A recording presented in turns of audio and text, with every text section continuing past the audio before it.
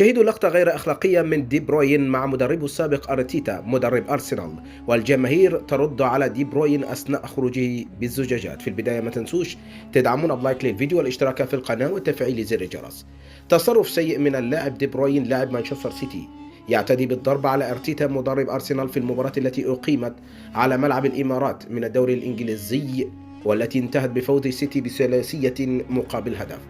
وفي الدقيقة 51 من الشوط الثاني خرجت الكرة إلى رمي التماس لصالح مانشستر سيتي من أمام أرتيتا، وحاول المدرب الأسباني إبعاد الكرة أثناء ذهاب دي بروين لالتقاطها، وأثناء ذلك التصرف غضب دي بروين الذي دفع أرتيتا بطريقة غير أخلاقية ليدخل الثنائي في كلمات عتاب غاضبة. يذكر أن أرتيتا كان مساعدا سابق لغوارديولا مدرب مانشستر سيتي الحالي، وكان يدرب دي بروين.